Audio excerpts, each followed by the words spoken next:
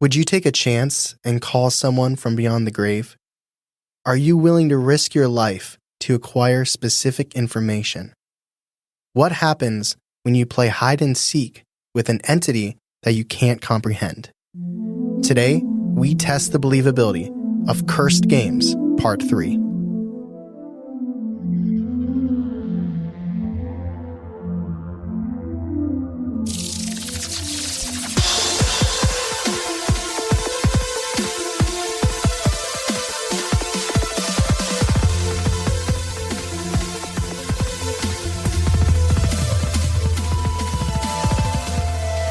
Welcome to Believing the Bizarre, Where we dive into the unknown and the unusual. and tell you whether or not we find it believable. That is right. We just recorded next week's episode. Yes, that's true. Yes, It's a little out of order here. out of order, just like how this is out of order because this is Cursed Games Part 3. It is. That's not Well, really it's out of actually order. in order. It's actually completely perfectly in order. They always come out like the beginning or the end of the year That's kind somehow. of cool. But you're in Disney right now. I will be. Don't play any of these games. I will absolutely listen to this while I'm in Disney. I'm excited. Don't play any of these Should we turn the lights off?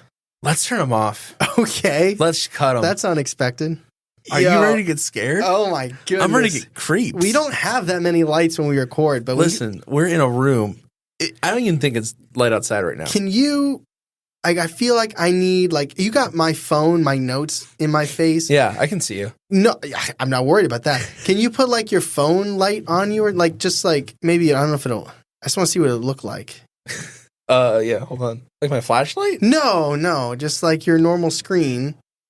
Okay. I can't see you at all. You can't see me at all? Barely, dude. Oh. But it's also, I got this blinding light in my face over here. You don't have to do that. Never mind. Are you sure? What's that? So I can't see it? No, it's fine. All right. So the sources today include Cosmo, as in Okay. Cosmopolitan, Awesome. Reddit, Hide and Go Kill, The Commoner, iHorror, Scary for Kids, and How Stuff Works. How stuff works is fun.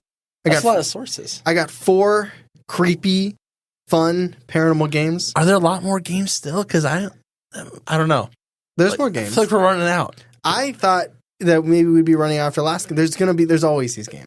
It's That's just a true, matter that's of true. how much to the games there are. Yeah. I cut some from here. Oh, I know there's one game. I just listened to Scared to Death and I heard it. It's called the Fortune Game. Is that in this one? It is not in this one. So there you Okay, go. There's there's another one. one. Start All right. collecting them now. Yeah. All right. So I don't recommend anyone play these games, but we're going to talk about them. So the first game is called Light as a Feather, Stiff as a Board. Oh, everyone knows this game. Yeah, apparently this was popularized by Did you not know this one? 1990. No, and I've never played it. Really? No, I've been to a plethora of sleepovers with girls. I can't see you. That's weird to hear you say. So apparently this was popularized in the 1996 film The Craft. It's about teens Oh, yeah. Yeah. trying to learn witchcraft. Mhm. Never seen it. So essentially, this game involves a group of people, mostly teenage girls and Charlie, That's right. trying to lift a person with their fingers. Just a couple of fingers. 2 fingers specifically. Okay. Your pointer and your middle. Yep. And but there's a little more to the game than that. Here are the rules of the game.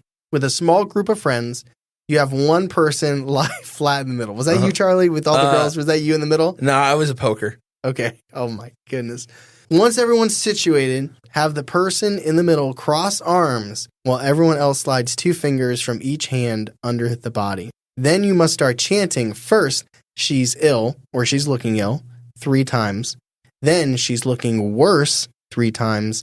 Then she's dying 3 times. And then you say she's dead 3 times. Ooh. And then light as a feather, stiff as a board as many times as you want until the person is lifted. And the idea is that this person is raised by you Yeah. and all your friends with just 2 fingers. So you're not using your arms, you're not using your hands. Right. It's just these fingers, and collectively you're lifting this person up who Yeah. who knows how much they weigh, but the idea is that you're getting assistance from other forces to help you lift this person up. Yeah, well, also, imagine it's a teenage girl. She's like 12, 13. She's about 65 pounds, soaking wet. And there's 5 other people, doing the hydraulic press on her. Well, we'll get to some theories on it. So here's a little history for you, Charlie. Okay, cool. Here's an accepted first encounter. Oh. And this allegedly, one of the first witnesses to the game was a British naval administrator named Samuel Pepys. He had a sleepover with his buddies. Not quite. And he wrote what he witnessed in his diary in the 1600s. So essentially, he saw 4 young girls kneeling and, quote, each of them upon one knee, and one begun the first line, whispering in the ear of the next, and the second to the third, and the third to the fourth, and she to the first. Then the first begun the second line, and so round quite through, and putting each one finger only to a boy that lay flat upon his back on the ground, as if he was dead. At the end of the words, they did with each 4 fingers raise this boy as high as they could reach. Unquote. Yar, Samantha, do you be liking Timothy? I be having a fancy on him. It's pirates at a sleepover. Because it's the British naval. Yar, Becky, you be liking Timothy too?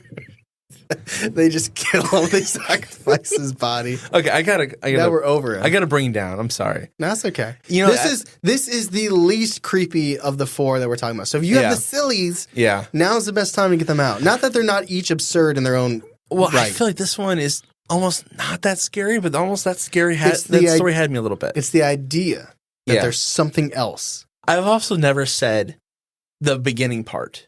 Oh, always just she's dead, she's ill. Yeah, never. She cheated on Timmy, and like, what? He about to be dead. Yar! So I have an encounter that goes with this story. Okay. From Reddit. It's Fender Bender 1971. I understand that. And it goes like this.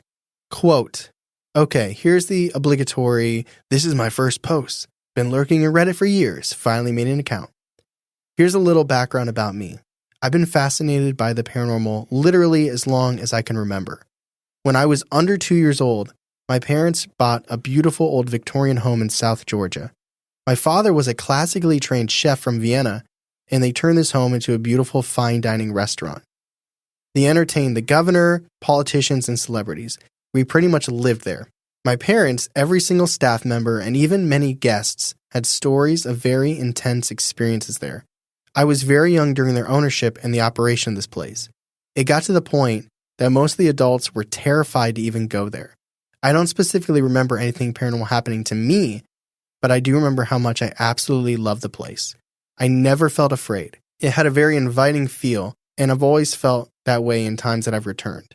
I tell you this because even though I don't remember it, I have a feeling this place was my introduction to the paranormal. Let me also say that by nature, I'm very scientific and logical. I'm not one who quickly assigns the paranormal label to things. I try to look for logical explanations until there are none left. This experience that I'm about to tell you made me believe that there are definitely things in this universe that we may never understand. I never imagined that a silly child's game could impact my life the way this did.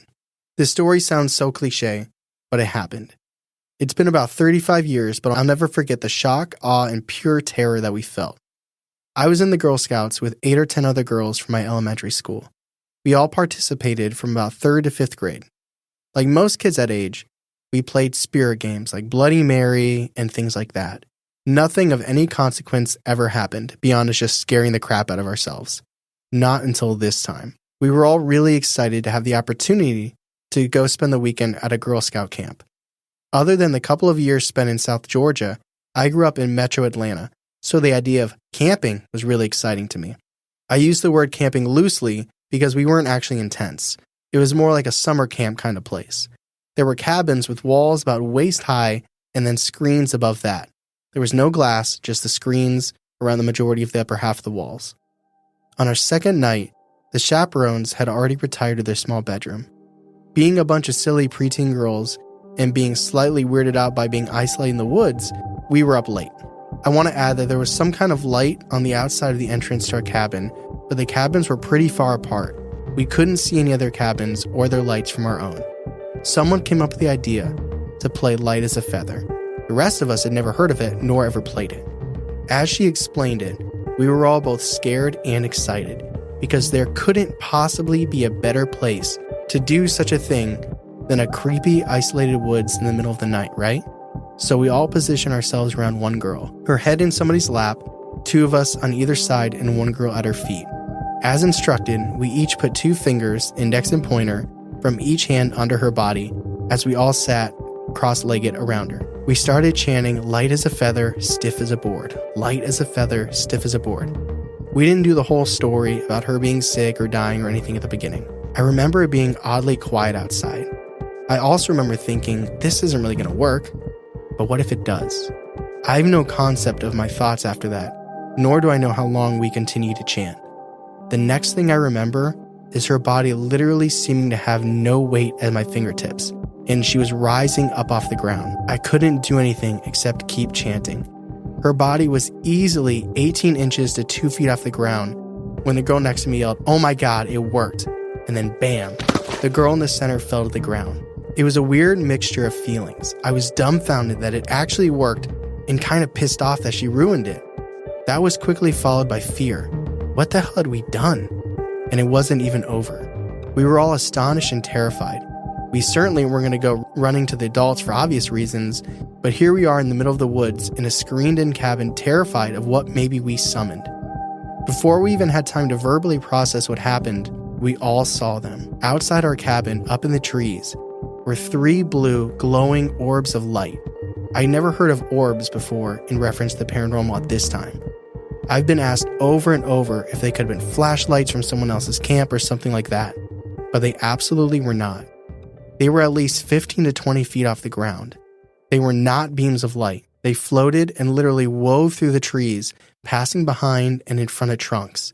Unless people were flying around, weaving in and out of treetops, they were not from the physical world and nothing that we understand. They were easily the size of basketballs.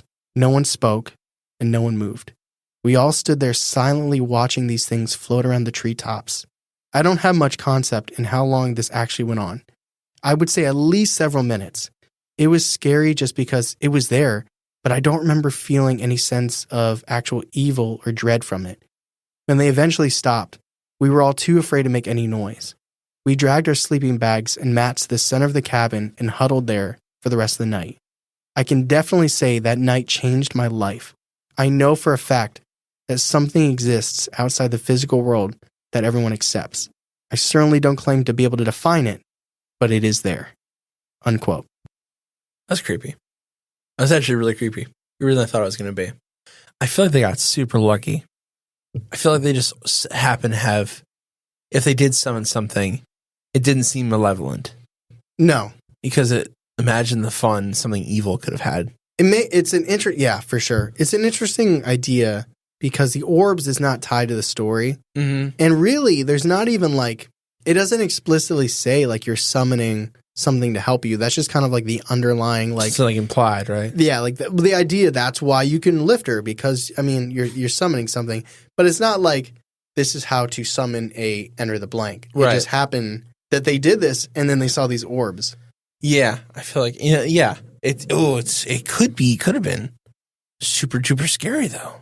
So let's get into some potential explanations on, and I don't do this for every single one of these. This is just one that, you know it. It's a popular game, so there's more information about it. Yeah, for sure. And this is how stuff works is involved in this episode. Uh-huh. So here's what they think's going on. They think it's good timing, weight distribution, and fallible memory. Yes. So here's a quote from what they think. 1, timing. In the first attempt to lift your subject, everyone is lifting their fingers at different times, so you're all trying to lift your subject's entire weight by yourself at each moment. In the second attempt, because of the timed chanting and the ritual, you all lift at the same time. Mm-hmm. 2, weight distribution. When you and your friends all lift as one, you're lifting only about 20 to 40 pounds apiece. Mm-hmm. Think about when you're trying to carry super heavy plastic grocery bags and you don't want to make a second trip from the car. Your fingers are pretty strong. They are. Take 4 or 5 people doing this at the exact same time, and it's not that hard to lift someone with your fingers, especially if the subject is holding their body, quote, stiff as a board. Mm-hmm. Finally, fallible memory. So many of us did this as children. Our memories start to play tricks on us. The levitation gets higher and higher, and the subject feels lighter, and the whole ordeal feels spookier. Unquote. Man, I do think How Stuff Works has a really good point about this. Well, I think that's what you were already thinking anyway before we were talking about it. Yeah. So that is that paranormal game. In my opinion, easily the least creepy. Absolutely. It's also, I feel like that's just the little appetizer you've got for us. I feel like this is going to get way more intense. Yeah, so the next game that we have, I'm already freaking out too. I keep seeing your shadow bounce off the glass. I wave my arms. I'm Italian when I do these episodes, man. Second game is the answer man. The what? The answer man. I thought you were saying this is the answer, man. I got it. No, there's no comma. This is the answer man. There's a man. And as you might expect, the word answer being in the title, this is a game about talking to spirits. Sketchy. Sketchy always. So here are the rules. Uh-huh. You need 10 participants. 10. So you got to do this when you're younger. Yeah, because you don't got that many friends when you you're don't older. got that many friends when you're older, and they're all busy. Yeah, exactly. So you need to do this. Imagine trying to organize that group. College, easily the latest. High school preferably. Mm-hmm. College, definitely the latest. By the time you're like 27, I mean, good luck. I want you, thought exercise. Think about the last time you got friends together to play kickball, baseball, basketball, online, like where you have two consoles and you interconnect them. LAN. And you got four, you got two people on one TV, two people on another TV, or 4 and 4. Like, think about the last time you were able to do that. It's high school or college, in my opinion. It was after college. It was like when I was like 25. And then you start, they get older, like, oh, can I bring my kid? Oh, can I bring my wife? Yeah, can I bring my exactly. dog? And you're like, oh. Well, because I did that Survivor party thing. So, like, what was that, 10 years ago? 8, 7. But you can't be like, what are you doing this Saturday? No It's way. Like, we're going to play this paranormal game. Mark off your calendars. I do that to my friend Bilby. Have you met Bilby? Oh, right? yeah, I know Bilby. I had to get him to sign something. And this is still high school. Oh, my God. I had him sign. I'm like, hey, on June, whatever. It's like the end of the year. I need you to be here. He was super busy, though. Pick up hoops. He worked at a movie theater at the time. Yeah. He was very busy.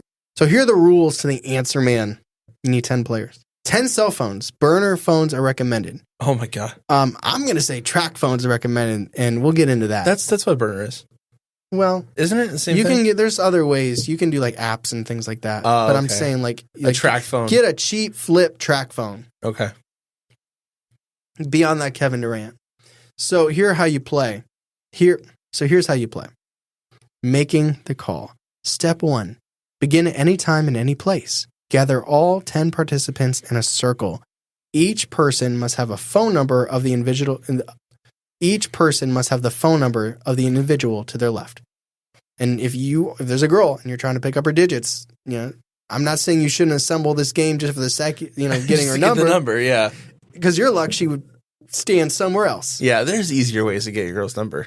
So, step 2, on the count of 3, each person presses the call button to call the person to their left. Okay. So if you're thinking person A calls person B, person B calls person C, and etc. Until you get to the 10th letter, which is like probably like G or F or something. I think it's farther than that. K. Step 3, it's not K. Step 3, obviously, A, B, C, D, F, G, H. Wait, oh my God, wait, hold on. I keep going too fast. A, B, C, D, E, F, G, H, I, J. You were one off. That's pretty which close. Still makes you wrong. Anyway. So obviously everyone puts their phone to their ears and they listen. And more often than not, since everyone's calling someone else, their line is going to be busy. Mm-hmm. Technically no one, if you do it properly and you do it at the same time, technically no one should receive an answer. No one should get a call. Right. This is the most likely outcome. But unfortunately, or fortunately, this also means that the game failed. You failed. But if there's a chance that there are 9 busy signals and one person's line goes through and their call is mysteriously answered, no, it's not the CIA on the other end of the line. It is the answer man. You have started the game. Oh my God. Step 4. The participant whose call was successful may ask the answer man any question, and the participant should listen very carefully to the answer. After the answer man has given I would be the person, by the way, that would not remember or think of my question. Yeah, for sure. You wouldn't think it would happen, and then you call, am I going to get you a grade tomorrow? No. Oh, no! So after you ask your question and the answer man gives his answer, he in turn will ask a question of the participant. And here's the catch. The participant must answer the question. The answer must be honest, truthful, and correct. The correct part's scary, because what if it's not about you? Yeah. Like, what if it's trivia? He's like, what's E equals MC squared stand for? And you're like, I don't know, something about energy and mass. Like, what's the capital of New Hampshire? Old Hampshire? The newest. I don't know. Is it Dover? I have no idea. That's Delaware. I don't know. It doesn't matter. And apparently the participant can repeat this process as many times as they want. Question, answer, back and forth. So how to end the call. When the participant has received all the information that they require or prefer, they may end the call by telling the answer man they must go. Now, the answer man may attempt to keep the participant on the line by possibly offering information for free. Do not stay on the line. The participant should repeatedly state their need to end the conversation. If the participant is persistent, the answer man will say goodbye and hang up. At this point, the call and the game has been terminated. Immediately after this, everyone must destroy all their cell phones to end the ritual. And this is why a burner or a track phone is necessary. Because if these are iPhones, that's like $10,000 worth of damage right there. That's how the answer man really wins. Jeez. What? Well, this game doesn't say what he wants. This game was created by Samsung. And like, you must use Apple phones, iPhones to play this game. Yeah. No, it doesn't say what he wants. Oh, that's well, you're kind of calling him. What do you think you're the one initiating. What do you think it is? Are we going to get into that? What is it? It kind of gives you warnings after this. Okay. All right. So let's get into those. So it's recommended that one participant be designated the counter. This is the person that does the countdown, signaling when everybody dials. Okay, sure. It's recommended that this person clarify in advance if what on the count of three means, whether it's like 1, 2, 3, boom, go, or 1, 2, 3 on 3, which is important for all aspects of counting down. It's also important for rock paper scissors as well. Yes. It's not recommended that participants who have successfully called the answer man pass the phone around the circle to allow multiple people to ask questions. There's a reason that the answer man picked up that particular call. He's not trying to talk to just anybody. It's not recommended that you put the answer man on speakerphone. Oof. Do not fail to destroy all the cell phones used to conduct their ritual as soon as possible. Even if you've hung up, or even if you were among the 9 who were not able to connect in the first place, you never know what might try to call you back. Ugh. Do not accept the answer man's offer for free information in exchange for staying on the line. He's a master of exploiting loopholes. He will find a way to ask you a question and will find a way to make it a requirement that you answer the question. But he said it was free. Do not fail to answer the answer man's questions. Do not lie, either directly or by omission. If you fail to answer any question given to you by the answer man, you may feel a tingling sensation in a particular part of your body, such as a finger, an arm, or a leg, and that's how you know you failed. And it's believed that in the coming months or years, you are likely to lose that part of your body, either by illness, accident, or other means, and that means that he collected his fee. Finally, never, ever hang up on the answer man. I'm assuming without like the proper goodbye. Yeah. It's like closing the Ouija board. You just don't do it. I think so. Oh, that's really scary. I don't have an encounter to go with this one. It is face value, man, the answer man game. I would do this one. You would do this one? I would do this one. So I already know you've done the other one. Yeah. At your sleepovers without any sleep, and you would do this one. I would do this one. You would need 9 other friends to do it. That's the hardest part. And the phones too. Like I guess you go to Walmart. Everyone get like $40, maybe $15. I think they're cheap. I think if you played this game and it was successful, would you want to be the person who spoke to the answer man, or would you want to be in one of the other 9 who witnessed it happening? I don't know. I'd be interested to speaking to him. What question would you ask? I don't know. You're like, is the Fae real? He's like, no. Let's move on to our next game.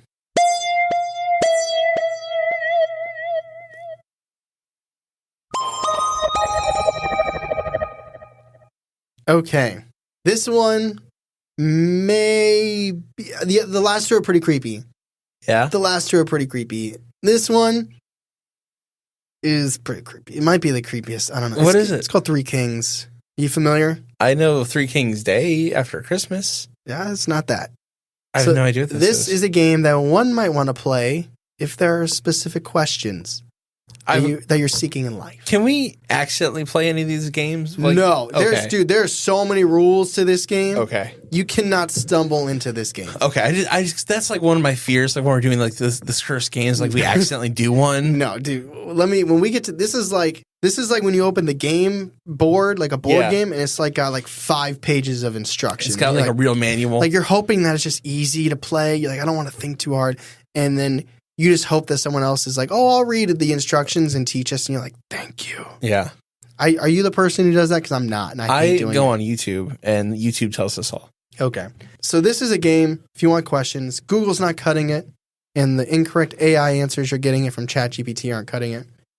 So essentially, you set up chairs, you set up mirrors, and you're trying to summon entities to give you an answer. Oh my God. Why wouldn't that be a great idea? There's lots of reasons. I think people are bored, man.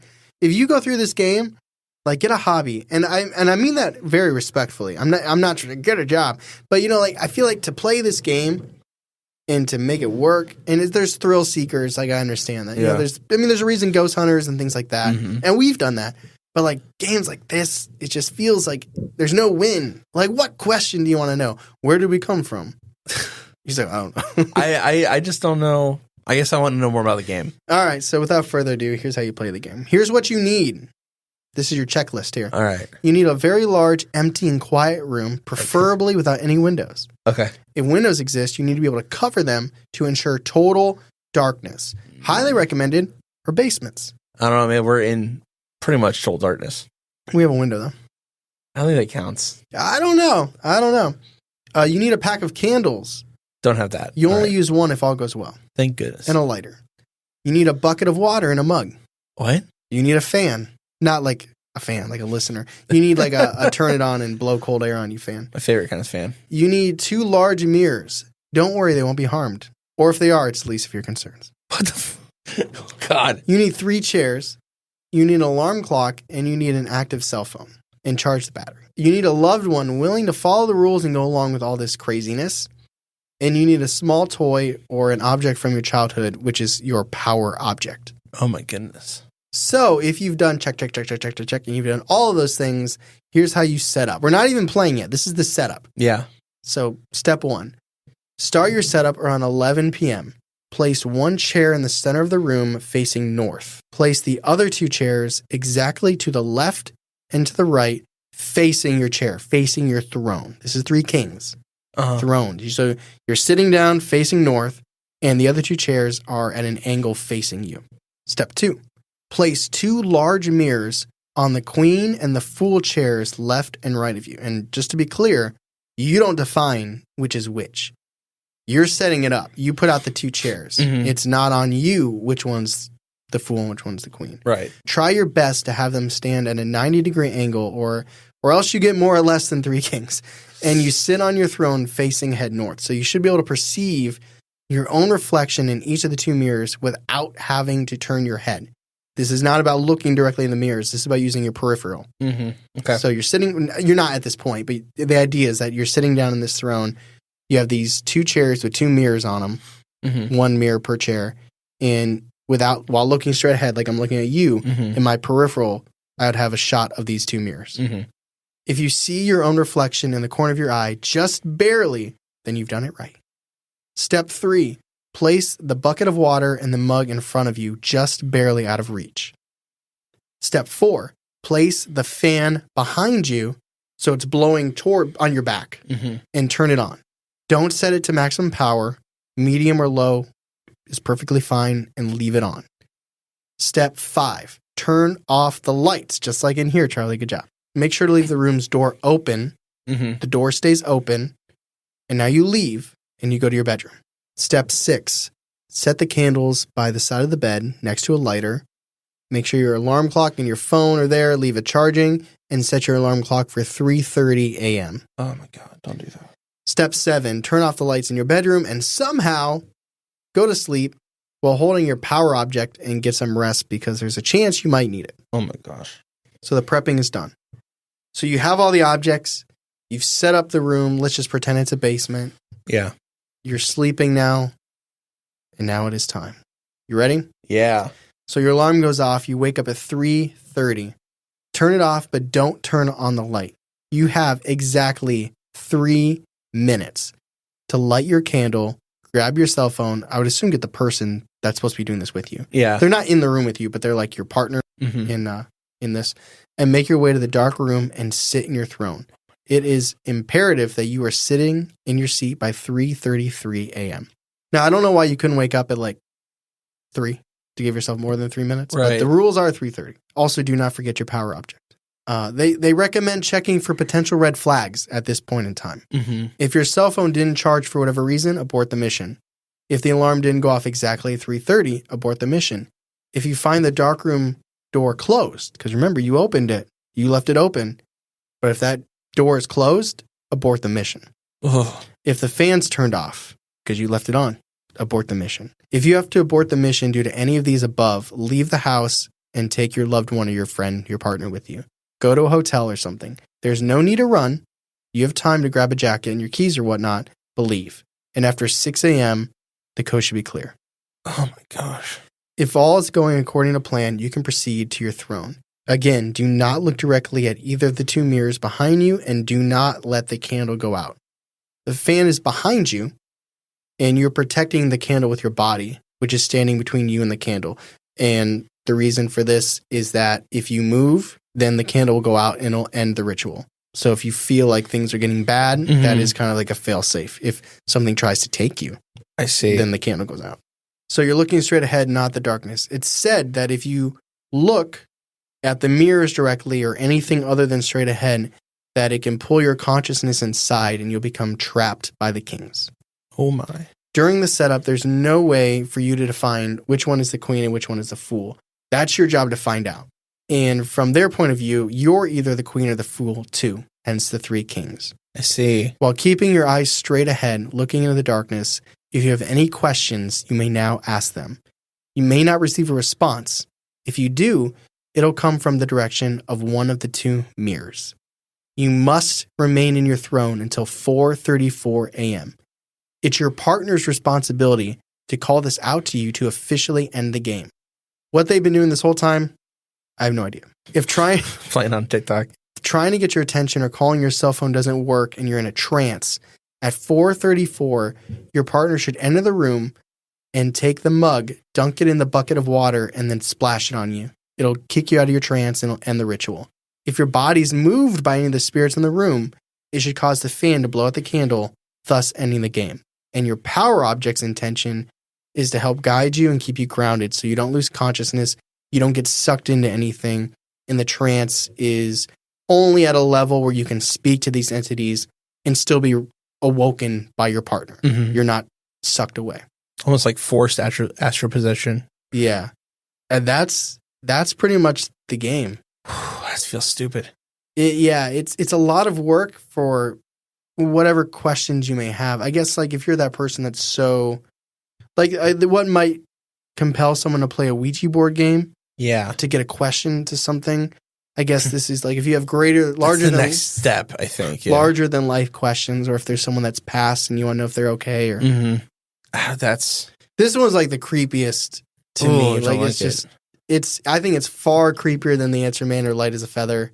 I agree with that. Yeah. I mean, I would play the Answer Man. I don't know. I would do the Light as a Feather, but it's just like it's got that Bloody Mary Midnight Man vibe. It's worse than that. The Midnight Man for sure. It's just I don't like it. I feel like they've referenced in something like on TV, but like you're almost like trying to put a leash on a great white shark. Mm-hmm. Like you're trying to control forces beyond your control. Also, you don't know if they're telling the truth. Right. Like, I mean, because the idea is that one's a fool, one's a queen. So it doesn't say it explicitly, but I would assume that means one might give you factual information, and the other one might be trying to fool you. Yeah. But you're like, do aliens exist? Where did Earth come from? Where did people come from? The answer you get might not be true. Yeah. So what's the point? And just other than to brag about it or write about it on Reddit, because I do have a Reddit encounter. No. No. You ready? No. So this is from Redditor Renegade2366. Let's go. Quote, so let me start by saying I've never done anything like this before and had no idea what to expect, but I've always had more guts than brains, so I figured, what the hell, why not give it a shot? I don't have a basement in my apartment, so I had to go to my dad's house. I set up everything earlier in the afternoon, 3 wooden armless chairs, 2 big mirrors that I borrowed from my stepmother. My power object was a watch from my grandfather. I did deviate from the setup just a bit. I set the bucket and mug of water in the floor, but I had no idea what to do with it. I used a small box fan I placed several feet behind me on low, which was still rather strong. I used a 3-inch pillar candle on a plate for my candle. I got nervous and actually completely forgot my cell phone. So much for that backup. The basement itself is I have a hard time believing anyone in this day and age forgets their cell phone, but that's fine. That was me. Back to the story. The basement itself is very large. It extends almost the entire length of the house and is unfinished. So it's bare cement, and one room is framed but not yet drywalled, and there are no windows. It still has that basement feel to it. Anyway, I set up like I said and tried to get some sleep on the couch while my girlfriend painted. My alarm woke me up at 3:30, and I lit my candle in darkness and made my way down the stairs to the basement. She sat by the door at the top of the stairs and read while I went in. When I went down the stairs, I was extremely nervous and excited, and I forced myself to stare at my hands and above the flickering candle and nothing else.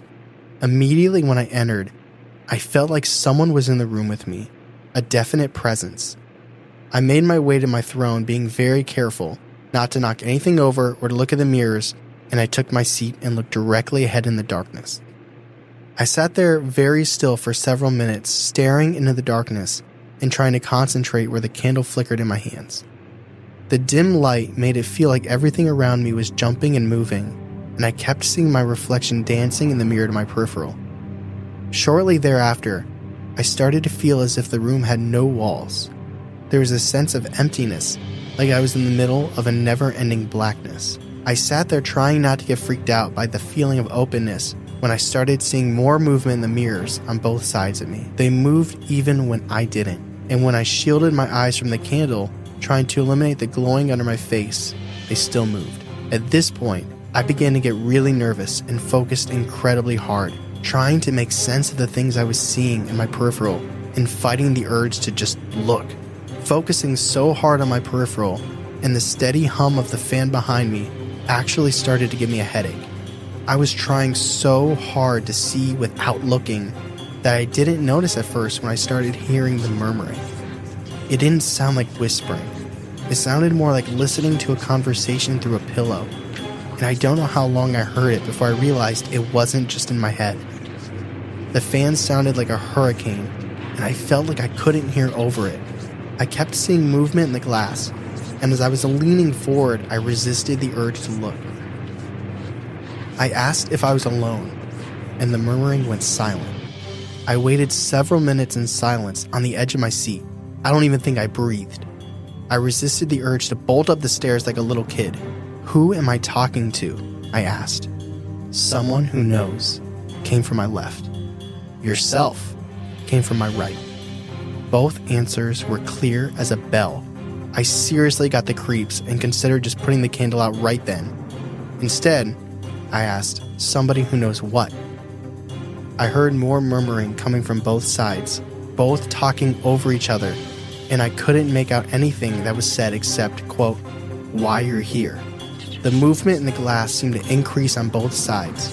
It seemed to be not just moving in, but coming out of the glass towards me on my left, and I leaned away a little and I almost tipped my chair over. I started hearing things around me in the room, breathing, ticking, a knock here and there. While I was listening to it going on all around me and feeling surrounded, they bickered with each other. Sometimes I wasn't even sure about what, except they were talking about me. And the one on my left knew things that I never told anyone. My doubts about faith, the mean things I'd said to friends in fights, etc., and things I wouldn't even repeat here. I felt like the one on my left was trying to, lure me from my chair. It wanted to show me things. At a certain point, I felt like something was right behind me. I felt like the conversation was getting further away from me. I leaned forward, straining to hear better, and realized after a few tense minutes that the steady hum of the fan was gone. I don't remember when it went off. I didn't even notice, except that by the time I did realize, it was getting hot and stuffy in there. When I noticed the fan was off, I panicked. I jumped out of my seat, I dropped the candle, at which point it went out. I bolted for the light switch and cut it on and left the room. My girlfriend was sitting outside the door, waiting for me, and asked what happened. She said that she checked on me a couple of times. knocking on the door and calling down. And she said that she heard me say, "I'm fine." Aside from that, she never heard anything else from inside the room. Unquote. So there was someone in the comment section on Reddit that asked what the voices sounded like and whether they were distinct or muffled or, his thoughts. And he responded, they did have distinct voices. The left one's voice changed occasionally between myself and people I knew in a raspy voice. The one on the right had my voice at all times and spoke almost monotone. Oh boy. That's pretty sketchy stuff. So what are your thoughts on that? I feel like even if you did that game properly, you'd want to burn the house down after. Yeah, I mean, it sounds like he messed up. Yeah. Like, I doubt it was exactly 4:34 when he quit. Yeah. What really, actually, like, a lot of it's scary. I think a lot of it could just be your eyes playing tricks on you. Yeah. And it was his own voice in his own head. And it was repeating stuff only he would know in his head. So it's kind of like, is it just like you're groggy? Let's turn the fan off. Well, that's a good point. You're scared, you're groggy, you're looking off. It's like when they say you look into a mirror long enough, you're going to see something. Yeah, absolutely. So it also, like, there's the flickering of the light playing on it. Yeah. But what really creeped me out when I read that, what really, really freaked me out was that the girlfriend heard him say, "I'm fine." Yeah. That is somebody who's not experiencing this. They're on their phone, they're reading, they're not having fear. Right. There's no heightened sense to manipulate surroundings to make it paranormal. This is just a girlfriend hanging out upstairs, and she checked on him. And that could explain some of the knocking he said he heard. That's true. But then, unless he was in such a trance that he answered without realizing it or remembering it. Even still. But like something else taking his voice, which he was hearing his voice, and something else responding, "I'm fine." That part actually very much freaks me out. You know what freaks me out? The fan. What, turned the fan off? What turned off the fan? Wasn't her. Wasn't him. Yeah. It was. Wasn't a power outage. I think this is the scariest one we're going to talk about today. Ugh. The next one's still very creepy too, but this one just like, oh God. It's not good. It's not good stuff. So I recommend you don't play that. It's bad juju, man.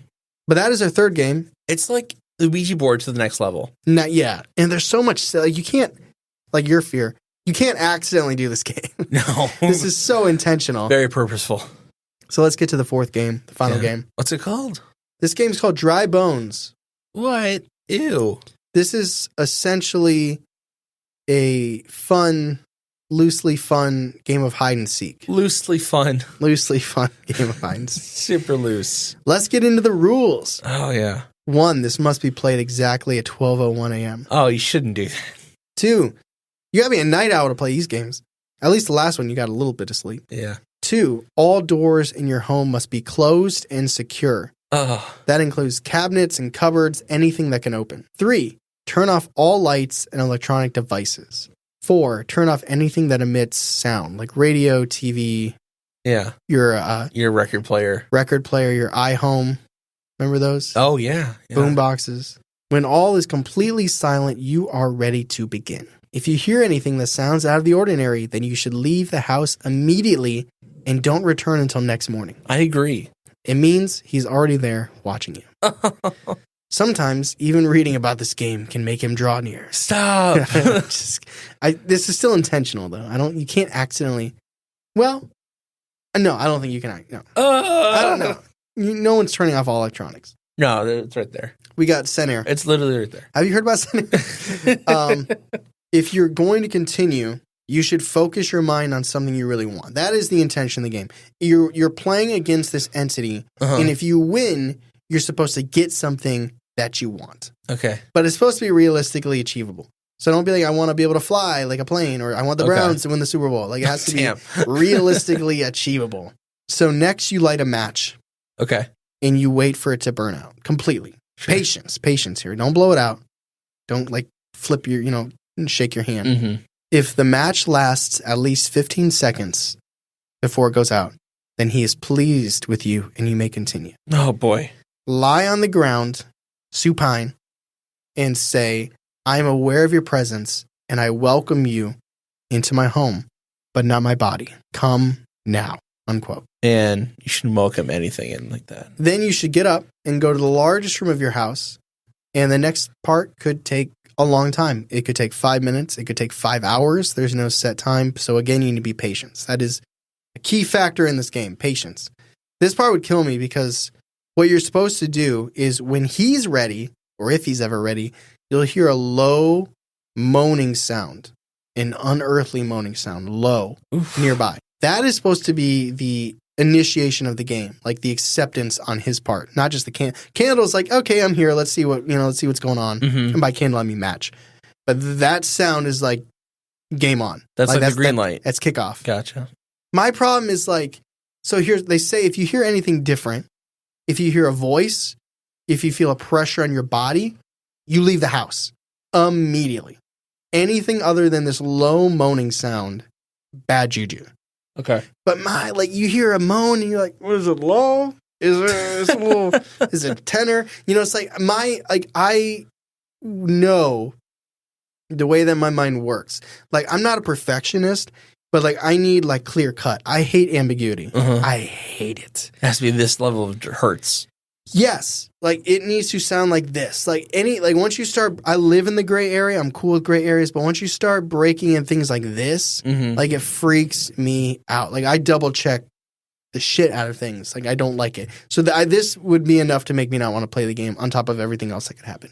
But regardless, let's pretend you light the match, 15 seconds. Yeah. It goes out. You wait. You go to that room. You hear that low moan. It's action time. He is now trying to find you, and you must hide quickly and remain quiet. And you have to stay hidden and out of his sight until 3 a.m. And only at 3 a.m. is it safe to come out. It's interesting. At 3 a.m. you're safe. I know. Well, it starts at 12, so it's like the other idea of the witching hour. Yeah, yeah. They say, allegedly, if he finds you, if he catches you, he will do with you as he wishes. And it's assumed that that's not good. I got you. I don't know what that means. If anyone comes home while you're playing, they are also in grave danger of either him catching them and hurting them or possession. Jeez. So lock your door from the inside before playing. If you've successfully lasted until 3 a.m., then you must go back to the largest room, which I still feels like, can he see you during this process? I don't know. Yeah. But at 3 a.m., it says to go out to the largest room and you say this, quote, "Thank you for playing, but please leave now. You are no longer welcome," unquote. He's just like, oh, man. Well, there should be a noise of acknowledgement and the game will be over. If you don't hear a noise of some kind, then you should repeat again that he is no longer welcome and the game is over. And this could take several repetitions. If you won, then your prize will be awarded soon after. Some people report that it was waiting for them the next morning when they woke up. Final warning, your wish should not bring harm to anyone. No wishing that your mean old teacher who gave you a D because you plagiarized fell into a big hole or anything like that. There's a grave price for making this sort of deal with him, and he may decide that the game is not enough to honor it. Oof. So based on what you've heard here, would you play this game? No. I'm not good at hiding. I'm not good at hiding. I can't do that. You know what would be the worst thing? What's that? It's kind of like when you do the answer man, and it's like, what if you don't have an answer? Yeah. Like, what if you start this game, and as you do this and you hear that low moan, instantly you remembered, I didn't think of a good hiding space. You kind of have your entire life to think of a good place. Yeah. Like, I would bring friends over and be like, hey, do you want to play hide and seek? They're like, hey, we're 32. And you're like, yeah. So, like, you want to come over and play hide and seek? Okay. You just for like 3 hours. Yeah. Just for like 3 hours. Like consecutively? Yes. Yeah. Yeah. And I'm going to need you to moan. And, I mean, hiding anywhere for 3 hours, I mean, you could pretty much look everywhere in my house for 3 hours. I don't know absolutely. I don't know if he's opening things or if he's just wandering. Yeah. Like, if you go in something, is that enough? I don't know. Yeah. Yeah, that's a good question.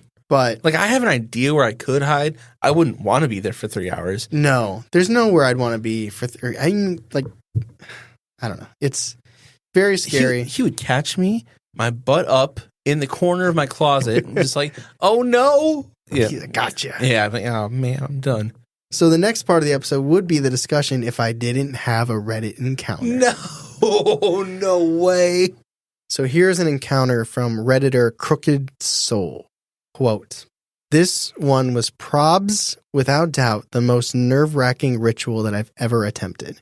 My dad was out of town for work, and my mom was spending the night with my oldest sister to help her with her 4-month-old, and my other sister had gone with her. My brother was spending the night at a friend's, so I had the whole house to myself and decided that it was the perfect night to do an urban legend.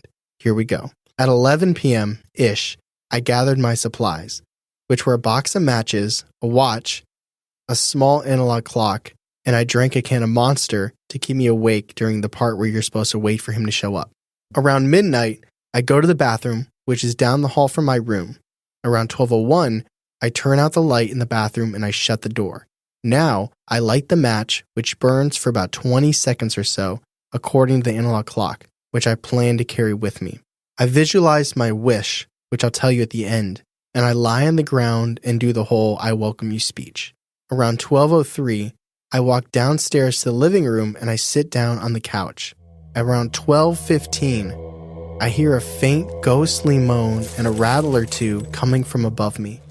I kind of pass it off as my imagination at first, but then decided that I better hide just in case. So I run to my hiding place. Around 12:17, I'm in my hiding place. Recently, we had gotten a new washer and dryer. Our old one sat out by a garage door under a tarp. My hiding spot was inside the dryer. I'm about 5'1" tall and I weigh about 98 pounds, so I fit pretty easily, and the tarp kind of fell back over the door. Around 1:30 in the morning, I hear another faint rattling sound, and it appears to be pretty close to me. Not knowing whether or not this entity can actually open doors, I was terrified. I crossed my fingers and almost started crying, hoping that he wouldn't find me and being terrified that he would. But eventually, the noises got fainter and fainter till I could no longer hear them. At 3 a.m., I climbed out of the dryer and I walked back into my living room. I said the whole "thank you for playing, but please go away" speech, and I had to repeat it a time or two before I heard a loud moan that almost sounded like a fine. Around 3:05, I went back to my room, again too afraid to sleep because of the fear of him still being around. And that's it. So, about my wish. What I wished for was a guitar. I had been begging my parents one for years, but they always told me no, and that I would most likely not even use it after a couple of months. Well, the next day, I was exploring in the attic. It was raining and basically I was pretty bored. And in the very corner sat a guitar case that I'd never noticed before, and inside it was a guitar. I immediately go back downstairs and show the guitar to my mother, asking why neither she or my dad explained that there was one in the attic. She shrugged and said, "Oh, that was your dad's old guitar that he played before he started playing drums." So I go to my dad, who gives me the rights to the guitar. It's sitting in the corner of my room now, and I'm teaching myself how to play it. Rock on, unquote. It's weird that the whole story is weird. It's weird that she asked for a guitar and they were like, no, instead of like, hey, you can have. Yeah. Unless he forgot about it too, but. I don't think you forget about that. No, it's weird. It's like, I play the drums now, so I forgot that I owned a guitar. He left it somewhere? Maybe. And didn't realize he brought it with him? He told her not to get one because he only bought it and played it a couple months. Mm-hmm, exactly. Like, I don't want you to happen to me. What happened to you happened to me. That's interesting. It's not very scary what happened, but also it is. Well, I mean, the moans, right? Like, if that's real. Yeah. I was concerned by the rattle. I thought something was going to happen because it wasn't just a moan. Yeah. Because it was different. But it still was that low moan. Yeah. But the fact that they heard it, and I feel like I would have a similar reaction, like, did I make that up? I better hide just in case. Yeah. Mm-hmm. But to hear it again, I feel like the scariest part for them was when they were hiding and they heard it. Yeah. Which they said they started crying or they wanted to start crying, but hiding and then you hear it and it's like, is this my imagination? Is this really here? Mm. Like, did this person play hide and seek with a paranormal entity? It's weird not weird. It's the scariest thing is that you open up your home. Yeah. To this thing. It's your dojo. This is your safe space. Yeah. And when the next morning you have to come to terms with the idea this entity was in your space. Right. And you told it to go, but yeah, who cares? I don't like this thing was just waiting outside and you're like, come on in. You're like, okay. Yeah, exactly. There's the key. So those are our 4 paranormal games. Let's discuss them a little bit more in the discussion.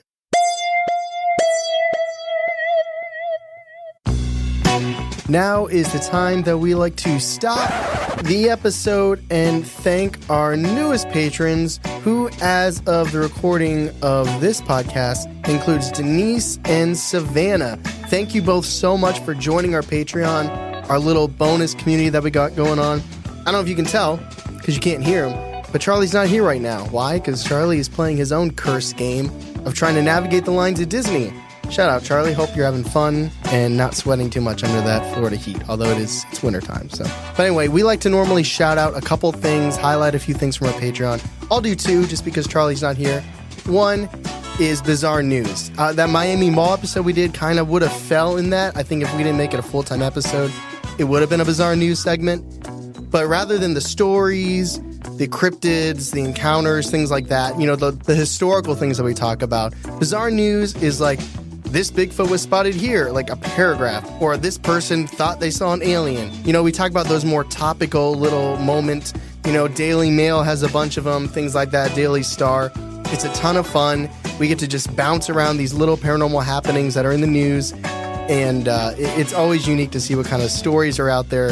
And two, which is coming up, I think by the time this drops, it'll be out there. We only do it 2 times a year now because the recording process and the editing process takes so long. But the actual reading, like if you're a fan of the No Sleep podcast or something like that, they're fictional short stories, normally between like 20, 30 minutes, something like that. High editing, sound effects, music.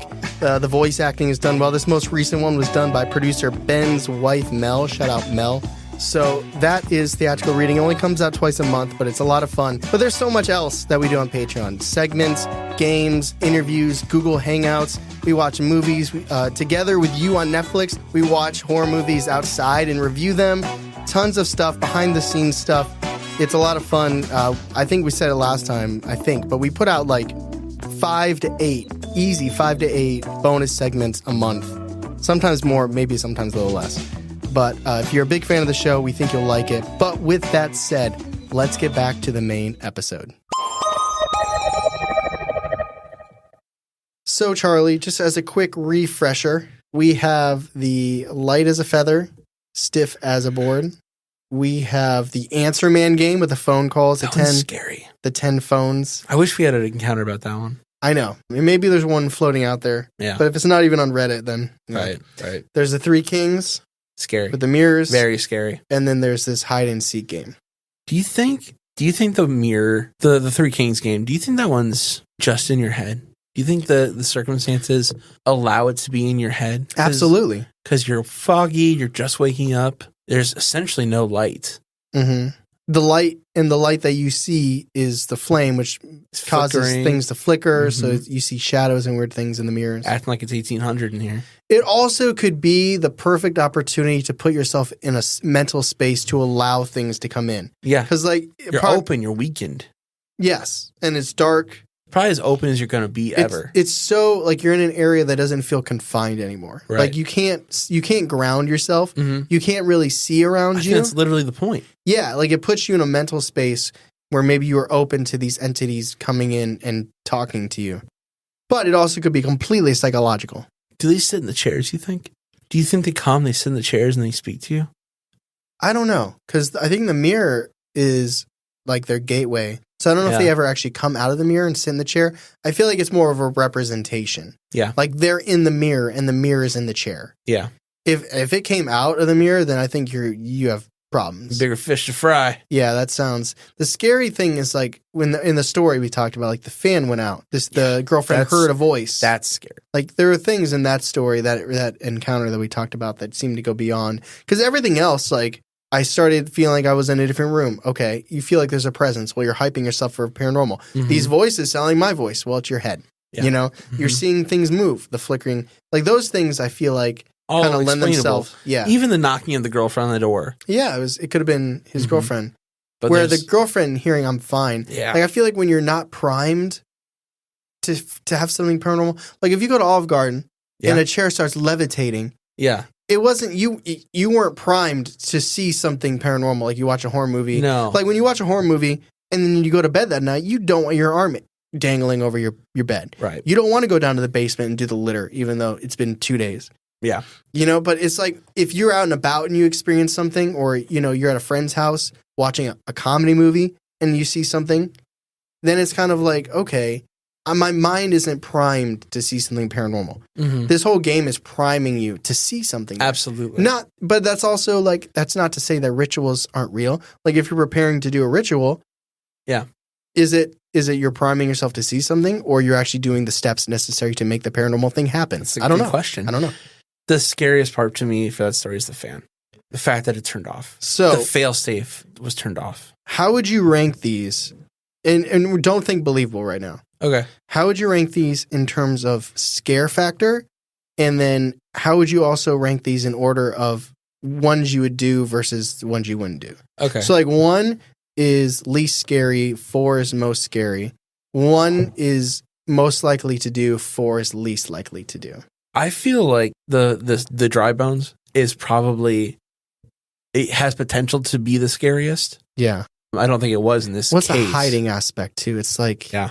like you feel hunted. You are hunted. Yeah. You are, because you said if he finds you, he'll do what he likes or something. Whatever he wishes. Whatever he wishes. What? Every he was like bolded in that entire story and instructions too. It was Pass. So are you doing scary or ones you Scary. would do? Okay, so Scary. scary. So So- you would do dry bones. Dry bones is the scariest, I think. Okay. It has potential. And then the kings. The 3 kings. And then the cell phone. And then light as a feather. That's what I think. I think it's pretty up in the air between the 3 kings, and I think the 3 kings is like, it's scary because you're in a very vulnerable space. Yeah. And you don't know who you're talking to, Mm-hmm. but they aren't like trying to actively get you. Right. So I think that is fair. I agree. I would definitely put Answer Man and then the light as a feather, stiff as a board at the bottom. Mm-hmm. I think it's fair between dry bones and the 3 kings to. It's a Kinda matter mix, of like. yeah. So now, but okay, so now list, and maybe it's the same exact order, but what would be your order of ones that you would actually play? Well, I think I would definitely play light as a feather. Well, you've done it. Yeah. When I was a kid. I would do it now still. Slumber parties. For sure. Slumber party check. That's me. Slumber check. That's just me every night, man.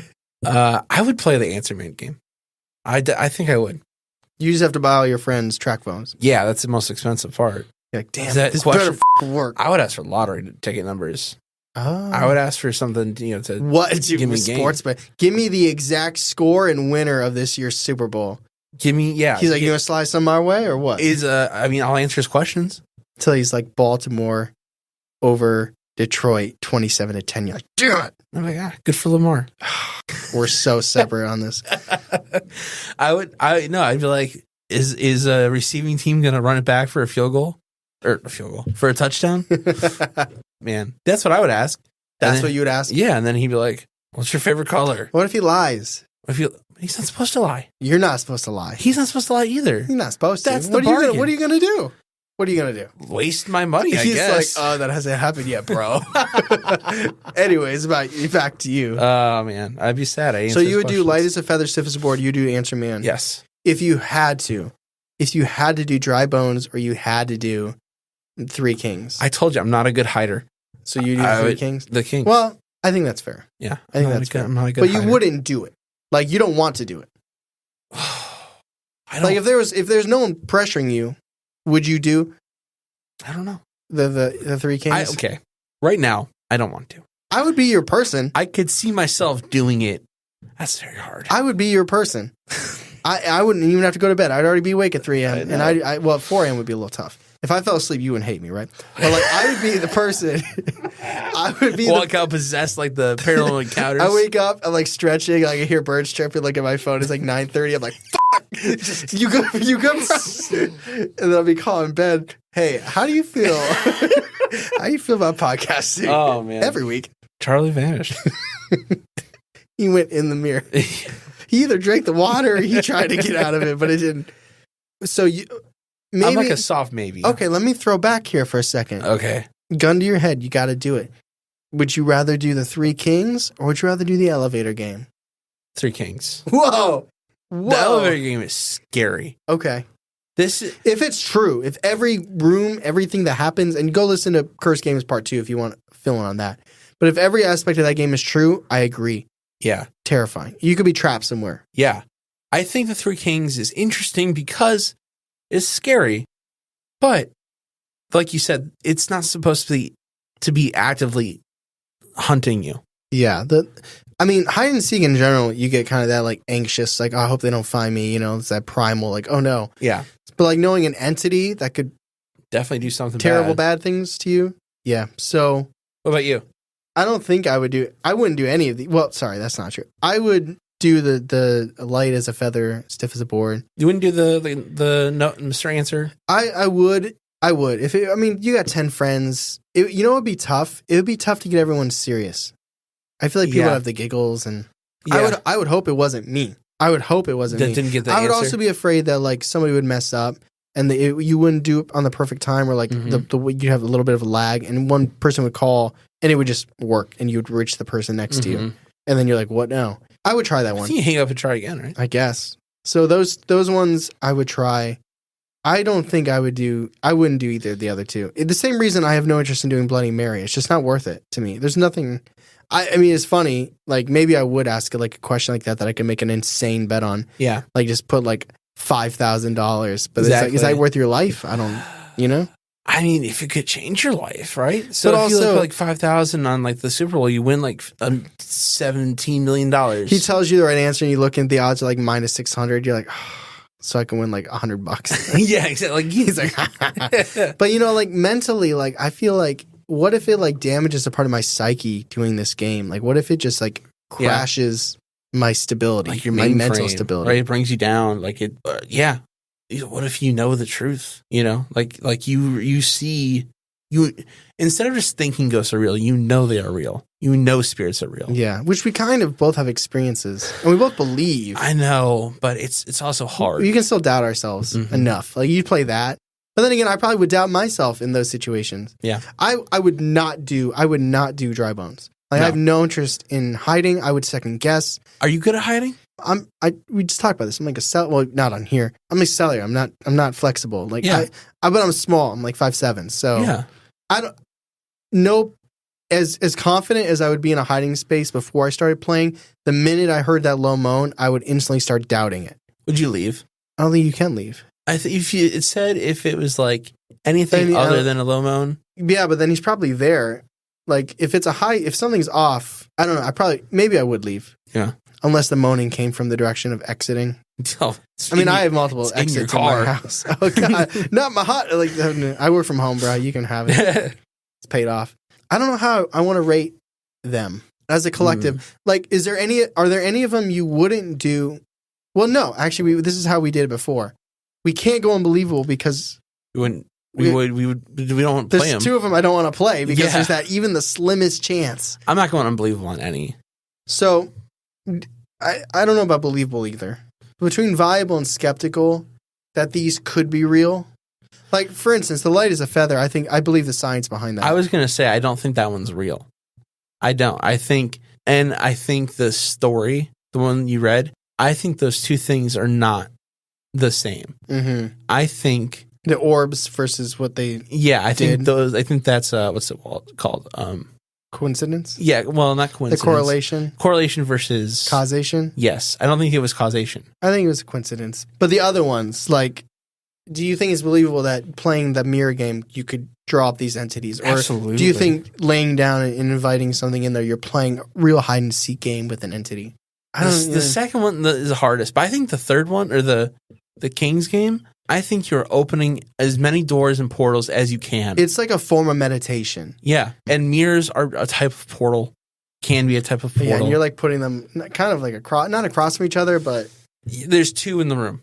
So are you going to go... Where are you laying? I'm kind of feeling viable because, like, especially for the midnight, I don't know why I keep saying I'm thinking midnight, but it's the Three Kings.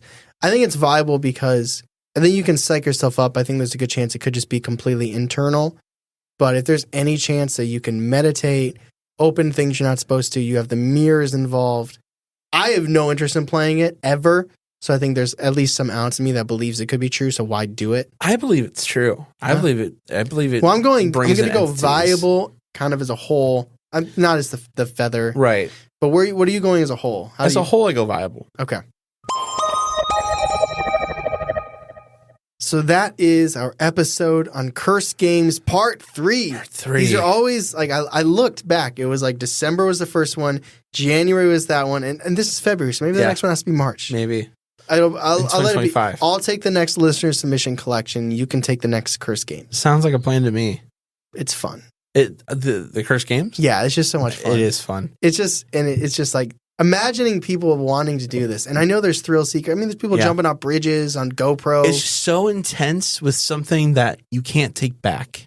You know, like if you let an entity loose in your house, if you tell them, you give them the go ahead, they're going to do it, I think. It's just part of my fear with that would also be next day, game's over. Am I actually safe here? Exactly. Do you ever feel comfortable in that space ever again? I don't think you do. You kind of do burn fire. You hate the assholes that bought your house. So a couple days before closing, you're like, I'm going to play a game. Well, yeah. Oh, that's what we should do. We should do the Answer Man game and do it with listeners. Maybe patrons. I don't know. We need 8 of them. They each have to get their own track phone. Yeah. And then we'll get together and we'll play the Answer Man game. Oh, man. That's scary. A little fun game with the patrons. Believe in the Bizarre. Sponsored by Answer Man. We get a phone company. We get like Mint Mobile. Get Ryan Reynolds. Yeah, he could play. He could play. He'd be one of them. He's like Mint Mobile. We'll sponsoring. We'll make him count it down. He's got a good voice. 3, 2. I can't. That's my Ryan Reynolds. I don't have one. 3, 2. Why is he Southern?